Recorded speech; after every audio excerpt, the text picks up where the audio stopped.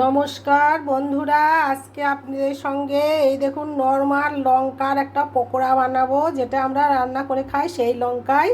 তার জন্য এই যে লঙ্কার বীজ ফেলে একদম পরিষ্কার করে ধুয়ে নিয়েছি। এই দেখুন একদম সব পরিষ্কার করে নিয়েছি, একটা বীজ নেই, কিচ্ছু নেই। আর ডিমগুলো সেদ্ধ করে অর্ধেক করে কেটে কুসুমটা বের করে দিয়েছি।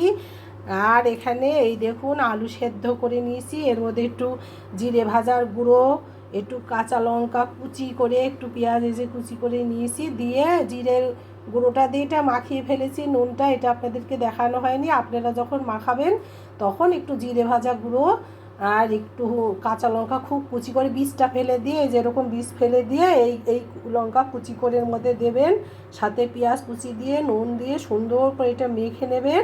নিয়ে তারপর দেখুন কি করছি।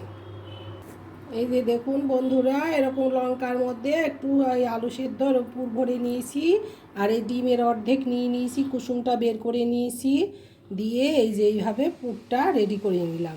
নিয়ে এবার এটা একটা ব্যাটার তৈরি করব, আপনারা সাথে থাকবেন, দেখবেন এইভাবে এটাকে ব্যাটারের মধ্যে চুবিয়ে চুবিয়ে ভাজবো। আর একটা এই যে দেখুন আর একটা দেখাচ্ছি, এই যে এইভাবে উপর করে দিবেন, অল্প আলু দেবেন, দিয়ে এইভাবে উপর করে দেবেন। আলুটা কিন্তু সুন্দর করে মেখে নেবেন, আমি যেমন বলেছি পেঁয়াজ কাঁচা লঙ্কার কুচি জিরে ভাজার গুঁড়ো দিয়ে সুন্দর করে। এই যে দেখুন হয়ে গেল। এবার এটা ব্যাটারে চুবিয়ে চুবিয়ে ভাজবো, সাথে থাকুন দেখুন। আমি এই যে ডিমের পুর ভরে ভরে রেডি করে রেখেছিলাম, এখন এটা এই যে ব্যাটারে চুবিয়ে নিচ্ছি।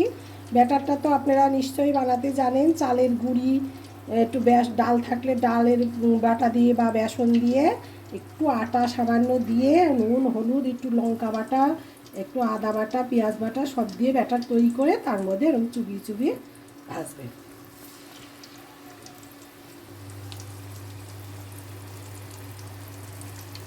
এই যে আর একটাও দেখিয়ে দিচ্ছি আপনাদের বোঝার জন্য। এই যে অর্ধেক ডিমগুলো যে যে ব্যাটার ভরেছিলাম সেটা এই যে জাস্ট এর মধ্যে চুবিয়ে চুবিয়ে এখন শুধু তেলে ভাজা। এই যে এইভাবে, এই যে দেখুন আমার একদম এই যে সেই লঙ্কার পুর ভেড়ে ডিমের মধ্যে ডিমের কুসুমটা বের করে নিয়েছি। কিন্তু বন্ধুরা আমি কিন্তু সবই দেখিয়েছি আপনাদেরকে, আপনারা আমার রিকোয়েস্ট এইভাবে করে খাবেন আর আমার সঙ্গে থাকবেন। অনেককেই আমি দেখি অনেক দিন ধরে ফলো করে সাবস্ক্রাইব করে আবার বেরিয়ে যায়, কি দোষ আমার, কেন তারা বেরিয়ে যায় আমি জানি না। তবে অনুরোধ আমার, এই কাজটা করবেন না, আমার সবসময় সাথে থাকবেন, নাহলে আমি উৎসাহ পাবো কী করে। আপনাদের উৎসাহই তো আমার উৎসাহ। তাই এই যে দেখুন এইভাবে, এই যে এখন রোজা শুরু হয়ে গেছে, এই রোজার দিনে এইরকমভাবে আপনারা রান্না করে খাবেন, দেখবেন। আর ওই কুসুমও তো ফেলা যাবে না, কুসুম দিয়ে আলুর একটা রেসিপি বানিয়ে আপনাদেরকে দেখাবো।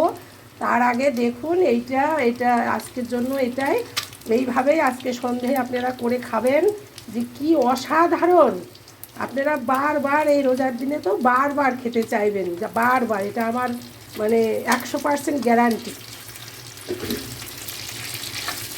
যে এটা আপনারা খেতে চাইবেন বারবার। দেখুন এবার এগুলো সার্ভ করে দিব, সব হয়ে গেছে।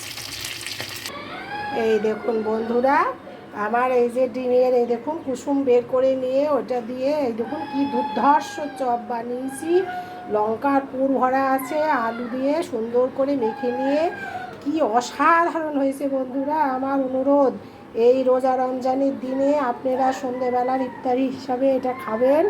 আর কুসুমটা দিয়ে আমি একটা অন্য রেসিপি দেবো, সেটা দেখে আপনারা কুসুমটা ব্যবহার করবেন, দেখবেন যে দুটো আইটেমই, একদিনে দুটো আইটেম কি অসাধারণ লাগে। তাছাড়া অনেক সময় অনেক লোক আসে বাড়িতে, কিছুই থাকে না, তখন একই ডিম দিয়ে দুটো আইটেম করে লোককে খাওয়াতে পারে, এর চেয়ে ভালো আর কি থাকতে পারে বলুন। তাহলে যদি ভালো লাগে লাইক শেয়ার কমেন্ট করবেন, অনেক অনেক সাবস্ক্রাইব ফলো করবেন বন্ধুরা। আজকের মতো তাহলে টাটা, বাই বাই।